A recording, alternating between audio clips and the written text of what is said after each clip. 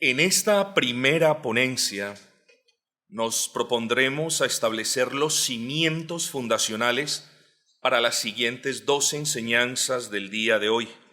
Y como lo acabo de mencionar, muy probablemente para la próxima fecha, que por cierto será comunicada muy pronto, para la segunda parte de nuestros estudios, de nuestras consideraciones al respecto, mis amados, de este tema tan importante, pero tan lamentablemente abandonado.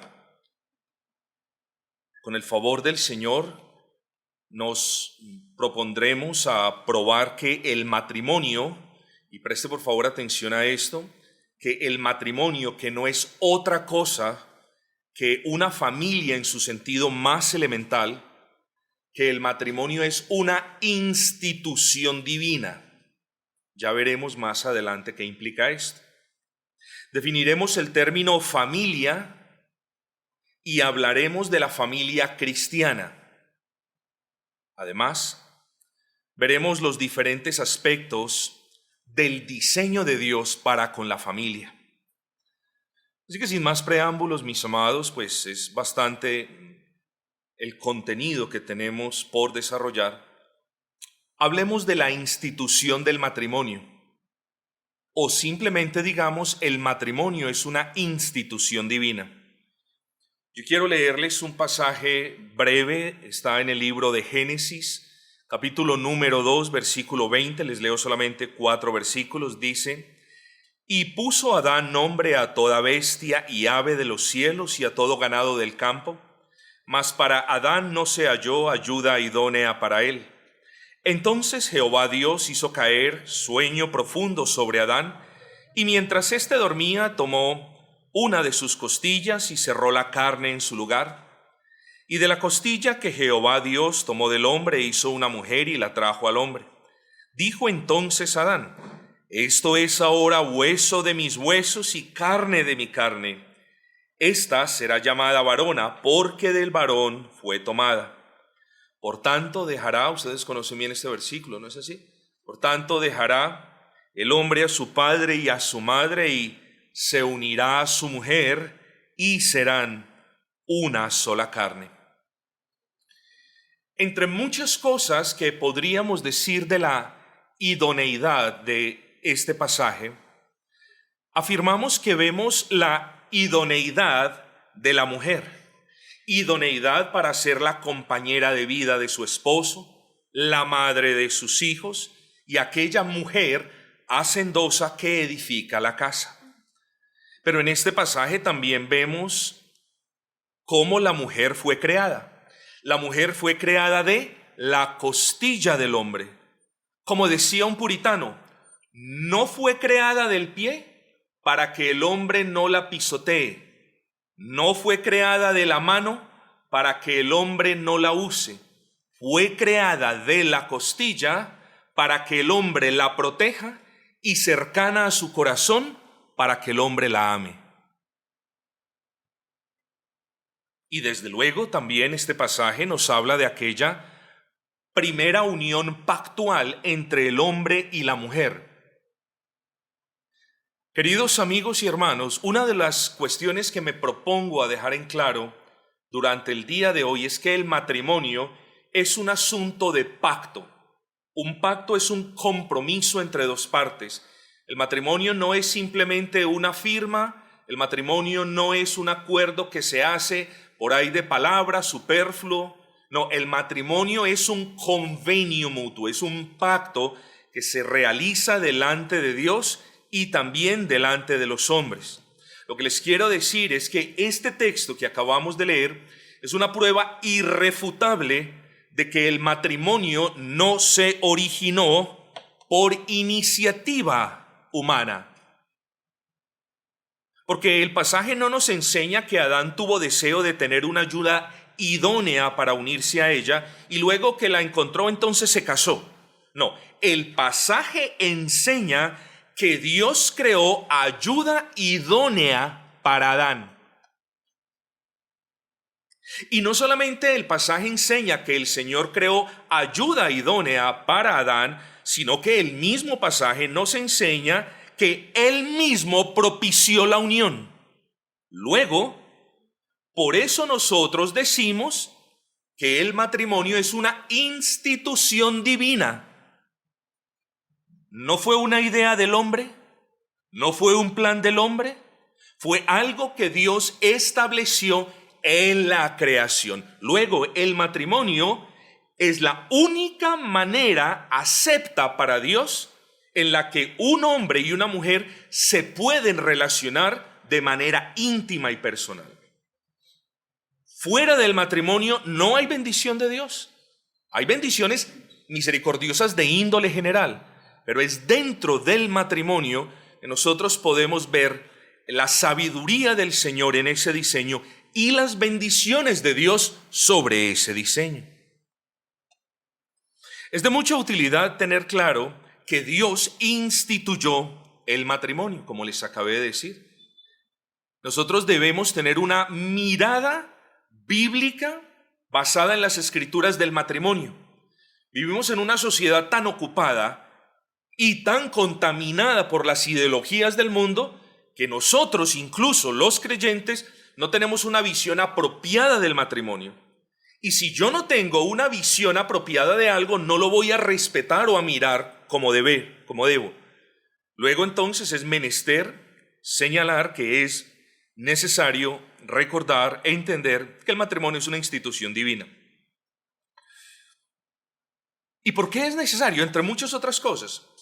Porque si el matrimonio es una institución divina, entonces nosotros los creyentes tenemos que entender que ni los hombres, ni los gobiernos, ni absolutamente ninguna otra persona o entidad pueden trastocar ese diseño.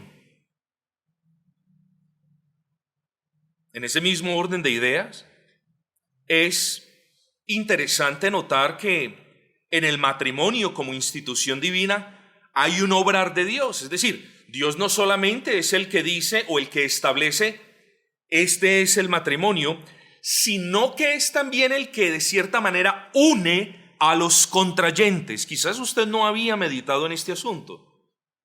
Usted no va donde un juez y entonces firma y ya están casados.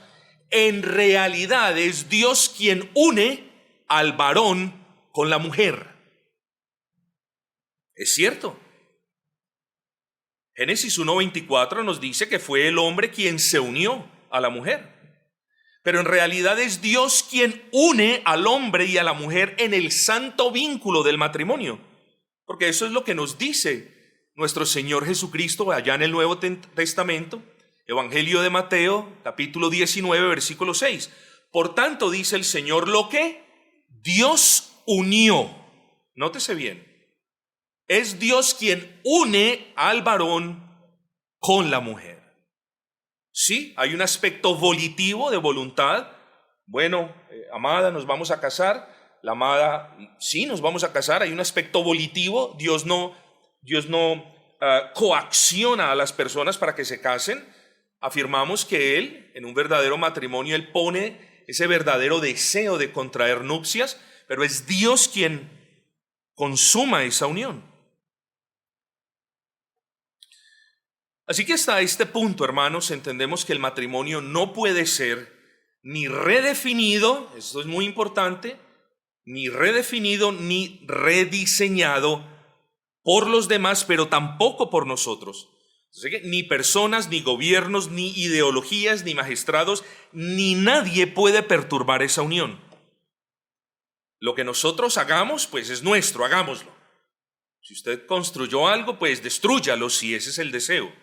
Pero ningún ser humano puede o se puede proponer a desbaratar o a rediseñar lo que Dios estableció. Hermanos, ¿saben qué les quiero decir? Todo hasta este punto solamente tiene como foco o propósito decir el matrimonio tiene que ser respetado. Y si la gente del mundo no lo respeta, entonces, queridos hermanos, al menos que nosotros seamos conocidos por respetarlo.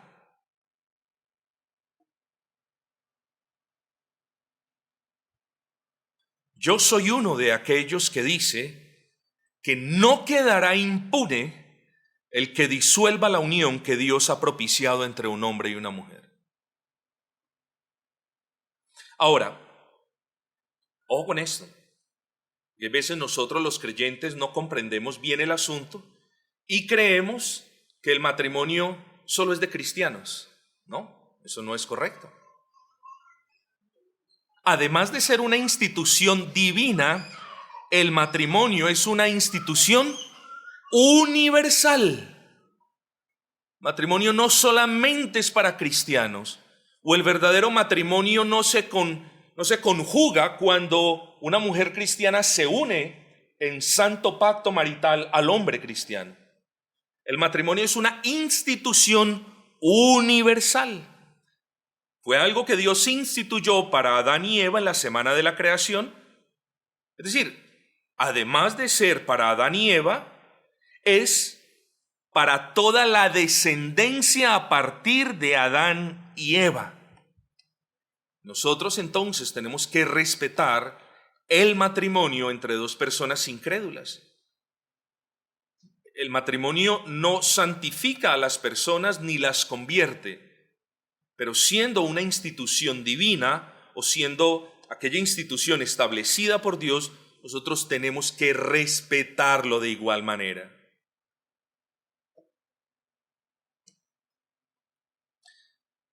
Si la relación, y usted conoce esto, entre Cristo y la iglesia es santa, eso es lo que nos dice las Sagradas Escrituras: maridos, amad a vuestras mujeres, así como Cristo amó a la iglesia y se entregó a sí misma a ella para santificarla.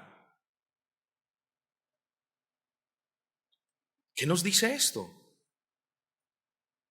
Bueno, lo primero es que el apóstol Pablo está haciendo una comparación entre el matrimonio entre creyentes y la relación entre Cristo y la iglesia. Y luego, entonces nos dice de que nuestro Señor Jesucristo se entregó a sí mismo por su amada iglesia. Lo que estamos viendo en este pasaje es una relación o un paralelismo entre dos relaciones. Entre la relación entre Cristo y la iglesia y la relación marital. Y el punto es entonces, miren cómo vamos progresando, que el matrimonio es una institución divina, que el matrimonio es una institución universal y que el matrimonio es una institución santa. Y ninguno de nosotros incluso la puede contaminar. Hebreos 13:4 nos dice: honroso sea en todos el matrimonio y el lecho sin mancilla. Evidentemente nos enseña que no debemos contaminar el matrimonio con inmundicias, inmoralidades o cualquier otra suerte de cosas. ¿Por qué? Porque el matrimonio es santo.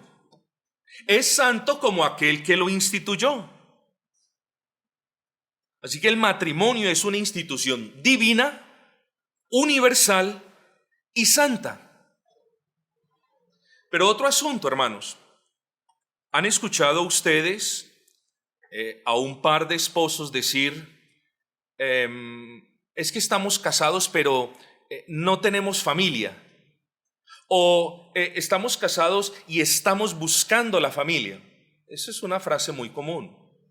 Eso es errado. Eso es errado porque precisamente la unión entre el varón y la mujer en el pacto de matrimonio equivale al núcleo de la familia en su sentido más básico.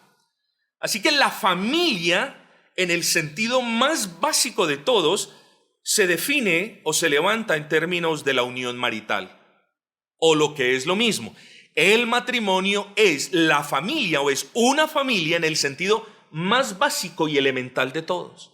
Entonces no creamos que solamente vamos a ser familia cuando tengamos un hijo. No, ya son una familia, sí, en el sentido más básico y elemental, pero una familia a los ojos de Dios, no obstante. Con estas aclaraciones básicas, es útil recordar cuál es el título de nuestra conferencia o de nuestro pequeño día de estudios especiales. Familias cristianas luchando contra el mundo. Es una expresión que la acuñó Atanasio hace muchos años mientras él luchaba por la verdad. Pero quiero comenzar con una pregunta. ¿Quiénes en realidad los que luchan contra el mundo? ¿Los que están en el mundo o aquellos que por la gracia de Dios ha sacado del mundo? Es una pregunta sencilla, pero si respondemos la pregunta, esto nos va a iluminar el resto del día. Pregunto, ¿quién es el que lucha contra el mundo? ¿Los que están en el mundo o los que Dios ha sacado de las tinieblas del mundo a la luz admirable? Ustedes ya lo saben. Apenas es necesario aclarar que solo las familias cristianas, esto no nos hace mejores que nadie, hermanos. Ser una familia cristiana no lo hace a uno mejor que una familia de musulmanes o de ateos, no. Nosotros no somos mejores que, somos diferentes a. Ser mejor que indica como un estado de superioridad presuntuosa. Nosotros los cristianos no somos así. Somos diferentes a la gente del mundo. Y lo somos no porque seamos muy listos, ni muy piadosos, ni muy diligentes. Lo somos por el favor inmerecido de Dios, hermanos. Así que lo que estoy diciendo es que solo pueden luchar contra mundum, solo pueden nadar en contra de la corriente del mundo aquellos que Dios haya sacado del mundo, es decir, los creyentes, los cristianos. Las demás familias, aunque queridas por nosotros, lamentablemente hacen parte del mundo y ellos, hasta que no crean y abracen el evangelio, no pueden luchar contra el mundo, porque el mundo está en ellos. Ellos necesitan que les prediquemos el evangelio, mis amados hermanos. Necesitamos pedirle al Señor que saque de las tinieblas del mundo a los hogares queridos para nosotros que están allí. Pero no lo podemos hacer aparte de la gracia de Dios obrando mediante el evangelio. Así que habiendo definido el asunto del matrimonio como institución divina, universal, santa y como núcleo de la familia, algo que no les dije, la familia es el núcleo de la sociedad. Ahora es menester que le demos un enfoque especial a la definición de matrimonio, pero desde una cosmovisión cristiana. Y esto es muy importante, hermanos. Probablemente le voy a pedir a alguno de los hermanos que al final del día, si ustedes desean, tomen sus números para, no sé, crear un pequeño grupo para mandarles un par de diapositivas. Solamente son 2 o 3 que consideré mejor mandárselas después para elaborarlas mejor. Y una de esas ayudas visuales que les voy a enviar es un recorderis que todos, o sería bueno que todos tuviéramos en cuenta para poder definir el matrimonio de una manera bíblica. En esta congregación, hermanos, adelantamos desde hace un par de años una batalla con el fin de robustecer las definiciones. Nosotros tenemos que dejar de ser minimalistas en todo lo que decimos. ¿Quién es Dios? No, Dios es el creador. No, tenemos que saber definir estas cuestiones. Y lo mismo, si yo le pregunto a usted qué es el matrimonio, muy probablemente va a responder, no de manera malintencionada, pero va a responder de una manera minimalista. Y me va a decir, el matrimonio es la unión de un hombre y una mujer delante de Dios. Sigue siendo una definición minimalista. ¿Qué es un matrimonio cristiano entonces? Porque este es el punto sobre el cual vamos a luchar contra el mundo. ¿Qué es el matrimonio cristiano? El matrimonio cristiano debe ser definido en términos de 6 puntos o 6 elementos muy importantes, sin los cuales quizás ya no podríamos hablar de un matrimonio cristiano.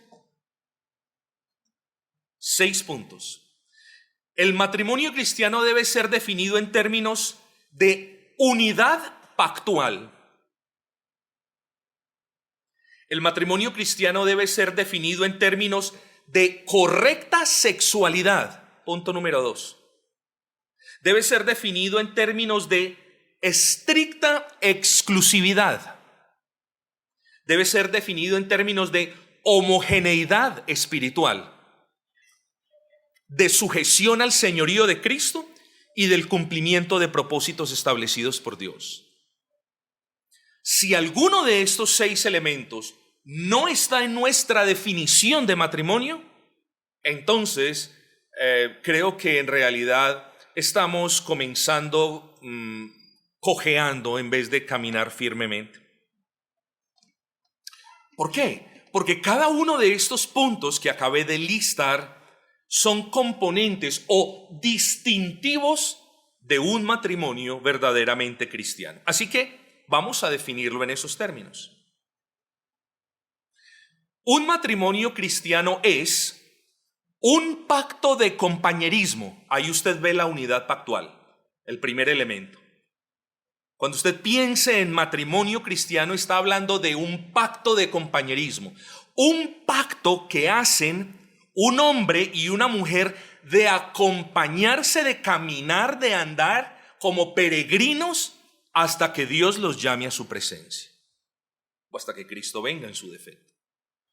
Así que el matrimonio es un pacto de compañerismo, ahí vemos el primer punto, solo posible entre un hombre y una mujer, ahí vemos el segundo punto, ahí vemos la correcta sexualidad, en el que no hay participación de terceros, ahí vemos la estricta exclusividad, en el que ambos son creyentes, ahí vemos la homogeneidad espiritual, en el que ambos se sujetan a la palabra del Señor, ahí vemos la sujeción al señorío de Cristo, y en el que formando esa unidad tienen como propósito cumplir lo que Dios ha ordenado para ellos.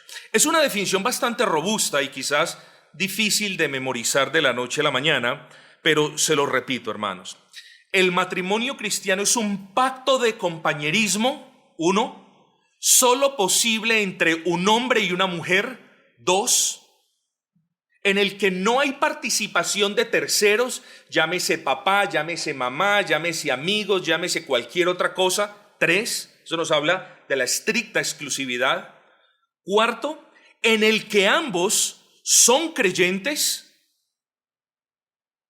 5, en el que estando sujetos a la palabra de Dios forman una unidad cuya razón de ser es el cumplimiento de los propósitos establecidos por Dios. Hermano, yo no le pido que se memorice toda esta definición. Yo se la voy a mandar a su correo o a su WhatsApp, entre tanto sea posible y usted nos deje el número. Pero tenemos que conjugar en la definición de matrimonio todas estas cosas.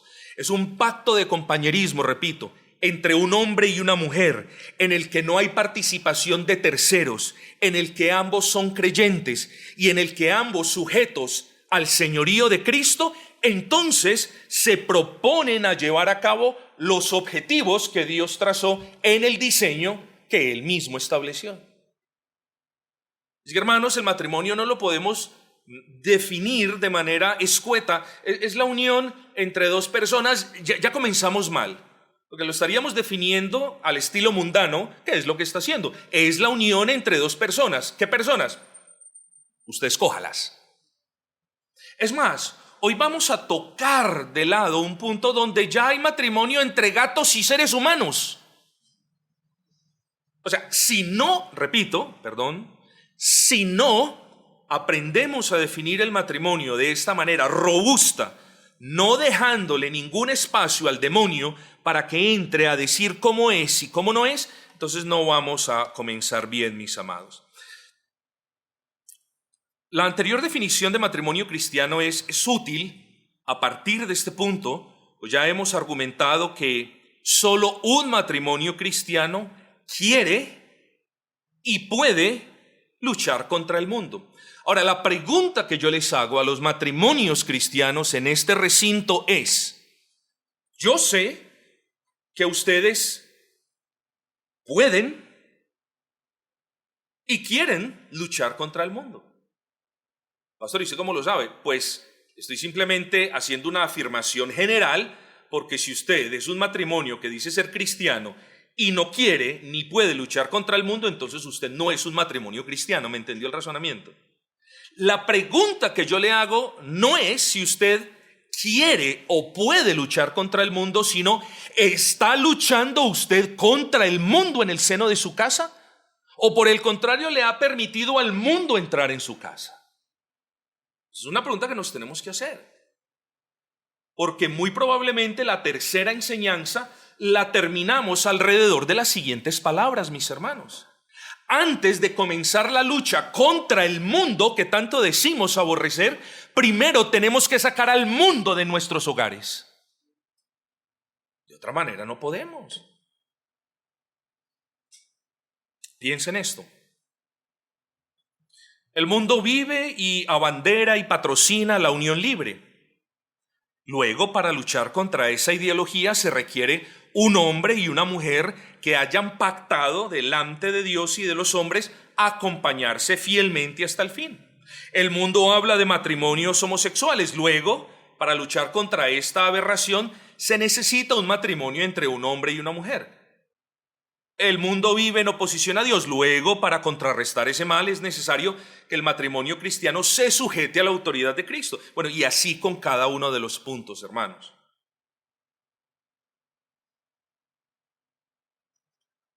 Mis amados, si hemos de luchar contra el mundo, como debemos y tenemos que hacerlo, primero debemos cerciorarnos que realmente nuestras familias, su familia, se eleve sobre los pilares de un matrimonio cristiano.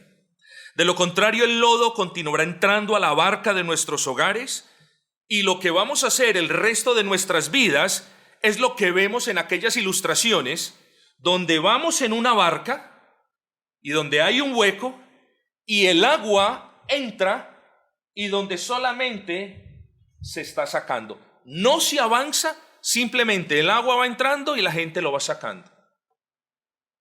Dios no diseñó nuestros matrimonios para eso, mis amados. El asunto es que en ocasiones nos hemos acostumbrado a vivir con el mundo dentro de nuestros hogares. En ocasiones nosotros no vemos, o quizás nos tragamos el mosquito, nos tragamos el camello y colamos el mosquito. Nos escandalizamos en el seno de nuestros hogares por la mundanalidad rampante y descarada de la calle. Pero los pecados en el seno de nuestros hogares sí los ponemos debajo de la alfombra y con ellos no tenemos problema. Esto es un llamado para nosotros, para mi familia y para la familia de ustedes. No seamos hipócritas, hermanos. Es un llamado para mí y para todos ustedes. No seamos hipócritas, hermanos.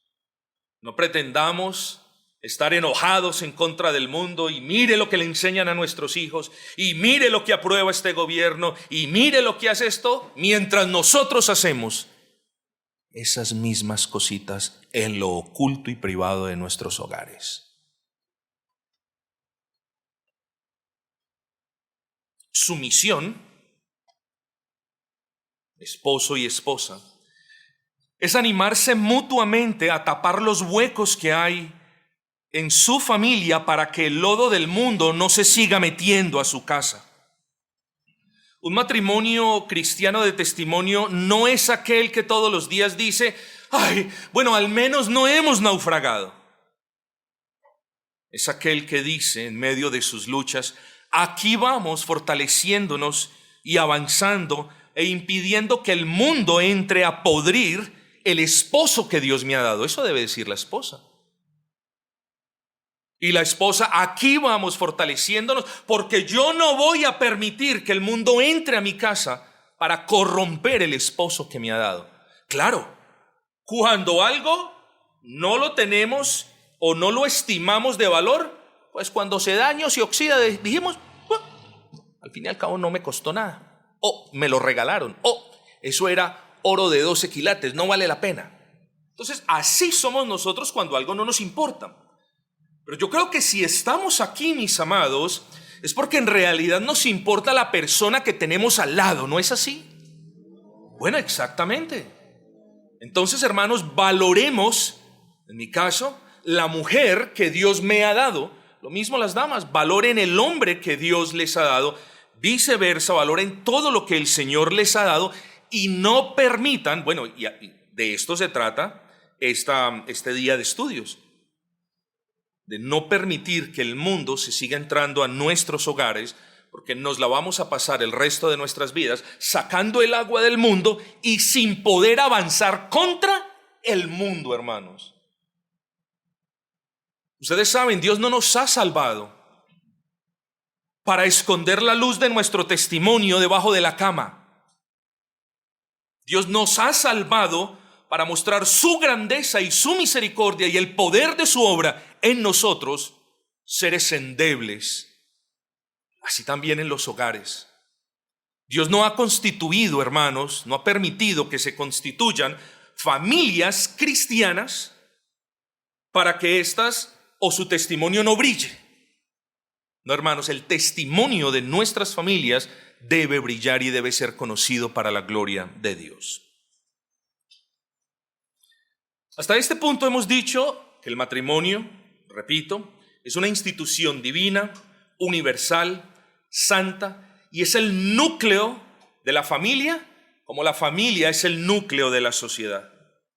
Luego definimos la expresión matrimonio cristiano en términos de una unión pactual, en términos de una correcta sexualidad, hombre y mujer, en términos de una estricta exclusividad sin la participación de terceros, en términos de la sujeción al señorío de Cristo y en términos de que están unidos para cumplir propósitos establecidos por el Señor. Vamos a hablar, hermanos, entonces, del diseño de Dios para la familia. Ese es el segundo punto, o si usted lo quiere ver de esta manera, es como el segundo pilar sobre el que los demás estudios se apoyarán. Quiero que, por favor, le preste tanta atención a esto como sea posible. Perdemos el tiempo si hablamos de cuán malo es el mundo que rodea a nuestras familias. Yo quiero que usted entienda eso. ¿Y sabe por qué le digo que en realidad perdemos el tiempo? Mis amados, porque la maldad que rodea a las familias siempre ha acechado la familia desde el comienzo. Dos ejemplos que se me vienen a la mente. La serpiente acechó a Eva y la maldad de Caín a Abel. Perjudicaron grandemente la familia, ¿no es así? Así que la maldad que rodea a las familias y que quiere destruir las familias no es de ahora, mis amados. Que ahora la maldad se haya descarado hasta el punto que vemos, sí, pero la maldad ha sido de siempre. Lo triste del caso es que más perdemos el tiempo cuando nos quejamos constantemente de la maldad del mundo que acecha nuestras familias, pero al interior de nuestras familias no estamos viviendo como Dios lo ordenó. ¿Sí me entiende eso, hermano? Es como, quiero la bendición de Dios para mi familia, aun si no estoy obedeciendo el diseño que Dios trazó para mi familia. Hermanos, en la Escritura sabemos las bendiciones del Señor son por gracia. pero siempre las bendiciones del Señor están condicionadas, no obstante esa gracia, siempre están condicionadas a la obediencia. Recordemos allá en Deuteronomio, no son títulos inspirados, pero son títulos dicientes. Dice, bendiciones para la obediencia y maldiciones para la desobediencia. Y aquí tenemos entonces el gran problema. Queremos las bendiciones, pero en el interior de nuestras familias no estamos viviendo como Dios lo estableció. Es decir, no estamos viviendo de acuerdo al diseño del Señor. En toda humildad, creo que las familias cristianas somos muy buenas en quejarnos acerca de la maldad del mundo, de la inmoralidad en la televisión, de las ideologías socialistas en los colegios, pero somos pero muy malas en detectar que incluso al seno de nuestros propios hogares estamos viviendo bajo un diseño corrompido o adulterado del diseño de Dios, que hemos aprendido o de otros o que nosotros mismos nos hemos inventado. Si somos honestos, hasta de hipócritas podríamos ser tildados, porque hay familias cristianas viviendo como el mundo, pero quejándose públicamente del mundo. Y hermanos, estamos aquí de una manera, yo diría, un poco íntima, tranquila, relajada. Aprovechemos esta oportunidad si el Señor de alguna manera nos ha hablado para arrepentirnos, hermanos. Hoy no, gracias a Dios, no tenemos que salir al frente y arrepentirnos o decirle a alguien, hermanos, quiere el Señor que aún en esta noche podamos, esposa y esposo, sentarnos al borde de nuestras camas, dialogar un poco, y si en algo no estamos o estamos fallando, si en algo no estamos viviendo conforme al diseño de Dios del que vamos a hablar, entonces qué bueno que nos podamos arrepentir. Arrepentir, hermanos, no de palabra. El arrepentimiento no es una expresión, me arrepiento, Señor, de cómo no viví. El verdadero arrepentimiento, mis amados, se conoce por una cosa: el fruto que demos. Luego, si de alguna manera el Señor está ministrando los corazones de nosotros, hermanos, y si por su gracia y por la iluminación del Espíritu Santo, en realidad vemos que en el seno de nuestros hogares hay algo que debemos calibrar, hay cosas que debemos eliminar, hay virtudes que debemos adoptar, hay prácticas que debemos comenzar, entonces arrepintámonos delante del Señor. ¿Cómo sabrá usted si su arrepentimiento es genuino? No porque esta noche diga, Señor, me arrepiento por no ejercer la autoridad piadosa que tú has delegado en mí, Señor. No, el arrepentimiento verdadero se conoce por el ejercicio de precisamente eso, o de la virtud opuesta a de la que nosotros nos estamos arrepintiendo. Así que, hermanos, no quedemos contentos con hacer el ejercicio superfluo de dialogar con nuestras esposas y arrepentirnos ahí al aire. No, hermanos, quiera el Señor también que a partir de hoy trabajemos cada uno de nosotros, y nosotros como la unidad que Dios ha establecido, trabajemos por vivir. Debemos esforzarnos por vivir conforme ese diseño, porque ya lo hemos dicho antes, de no ser así estaríamos viviendo en un diseño del mundo. Cristo más el mundo es un poquito, no, Cristo más el mundo es el mundo, hermanos. La palabra de Dios más el mundo es palabra adulterada, no es mundo, hermanos. Debemos apartarnos de esa mediocridad tan típica en nuestro contexto latino, de esa chambonería, de esa machetería, donde aun si las cosas salen mal, pues las aceptamos, así no salgan mal. Ese conformismo, si me permiten la expresión, no queriendo ser rudo, ese conformismo barato donde, pues si nuestro matrimonio anda, porque así han andado por 25 años, pues no importa, dejémoslo así. No, mis amados, si no andamos conforme al modelo de Dios en realidad, estamos andando como el mundo. No nos demos pañitos de agua tibia.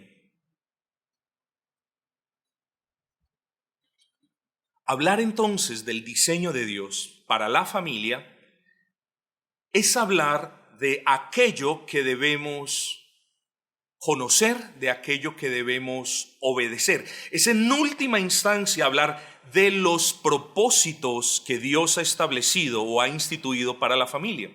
Yo le voy a poner un ejemplo y piense en esto. Piense, por ejemplo, en un reloj.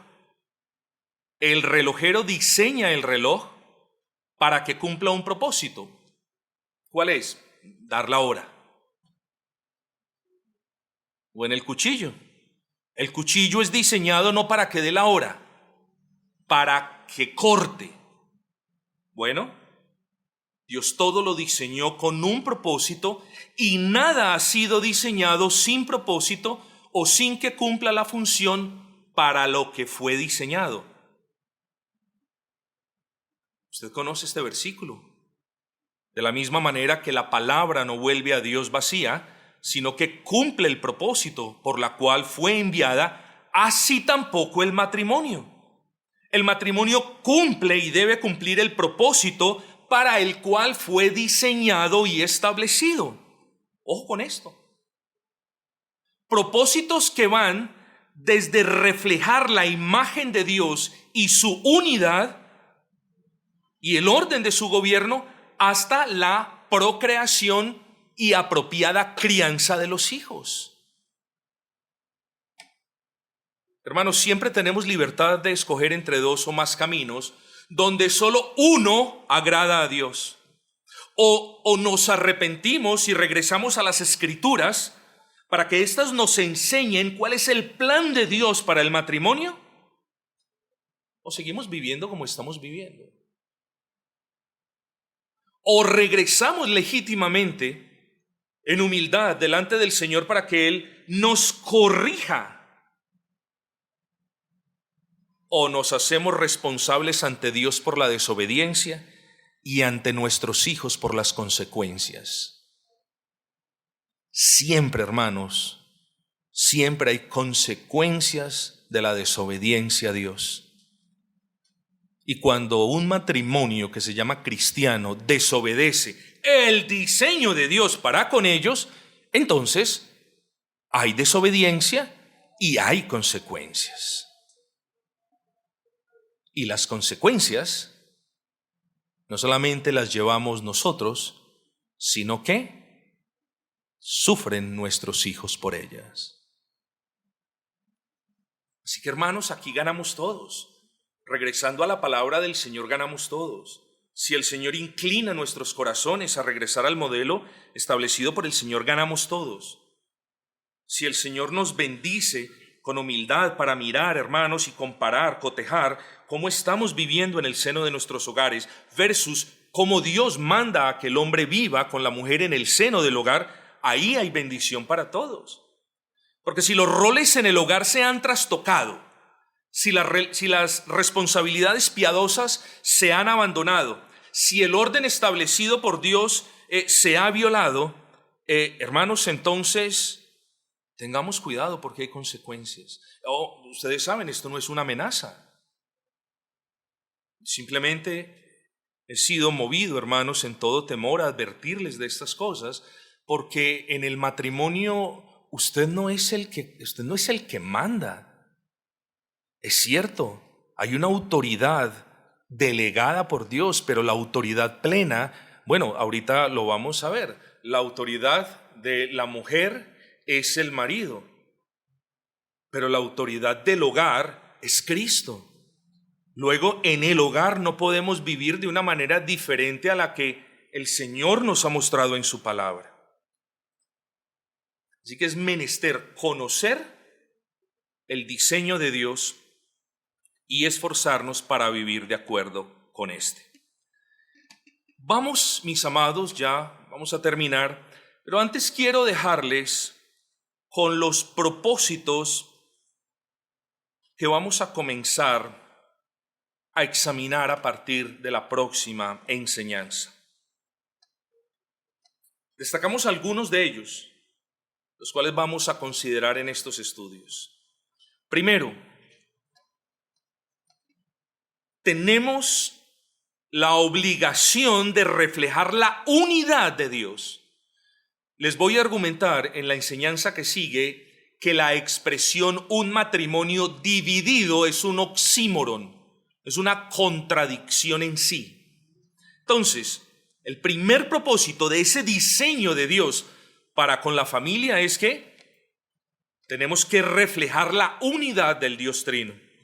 Segundo, la procreación. Es un tema delicado, pero hay que hablar de este. Tercero, tenemos que, hermanos, sujetarnos al orden del hogar de acuerdo a la palabra de Dios. Hay un orden que Dios estableció en su palabra y el hogar debe sujetarse a ese orden. Y cuarto, educar a los hijos como es ordenado por Dios. Así que, hermanos, podemos hablar de muchos otros, no obstante, nos vamos a enfocar en estos 4 propósitos y muy probablemente en el tercer propósito es donde más tiempo nos vamos a llevar. Así que lleguemos a la conclusión. Su familia es un santuario. Cuídela. Es un santuario seguro, pero a la vez es un bastión, es un castillo que debe erigirse, levantarse sobre la roca, y desde ese castillo es desde donde se debe librar la lucha contra el mundo. Vuelvo y le explico, por favor, no piense que Dios le ha permitido entrar en ese vínculo hermoso del matrimonio para que usted la pase bien y delicioso. Hermanos, gloria al Señor que tenemos buenos tiempos, tiempos de bendición, de compañerismo íntimo, tenemos bendiciones a granel en el matrimonio, pero Dios no ha establecido el matrimonio simplemente para que lo disfrutemos. No, hermanos, mientras luchamos contra el mundo, entonces disfrutemos del matrimonio. Pero no solamente es de disfrutar y de pasear y de tener y de ir y de venir y de dormir y de descansar, sino que el matrimonio tiene la obligación de luchar contra el mundo, hermano. Porque el matrimonio que no lucha contra el mundo es una presa fácil del mundo. Y es uno que quizás va a llorar más adelante porque el mundo le arrebató a sus hijos por su irresponsabilidad.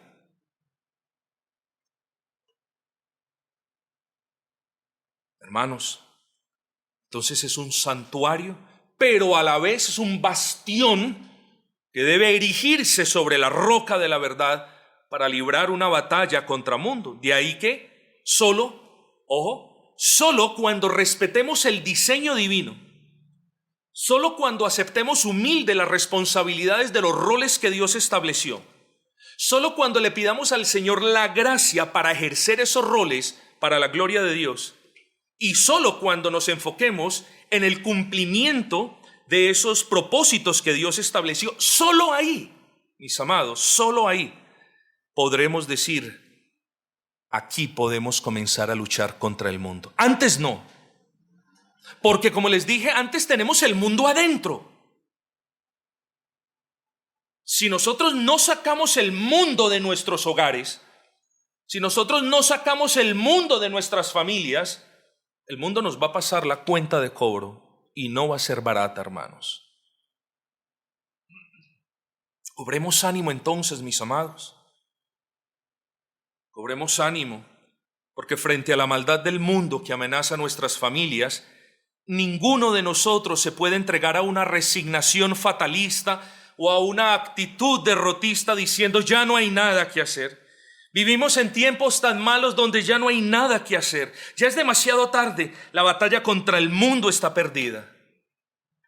¿Se le ha pasado alguna vez por su mente eso? No, ya no hay nada que hacer. Mire cómo están estos. Mire lo que dicen. Mire lo que aprueban. Mire lo que están haciendo. Si alguno de nosotros piensa de esta manera, es muy probable que no hayamos entendido aún que la victoria no yace en cambiar el mundo o en salvar esta sociedad putrefacta. La victoria nuestra contra el mundo yace en evitar la putrefacción de la sociedad que entre a nuestras familias. Ahí está la victoria.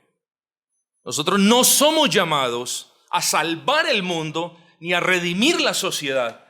Somos llamados a vivir santamente conforme los designios del Señor. Y la victoria nuestra está en no permitir que este mundo entre a nuestras casas para afectar a nuestras esposas y para maltratar y abusar de nuestros hijos. Ahí está la victoria. Y eso, con el favor de Dios, es lo que nos propondremos a considerar en los siguientes estudios.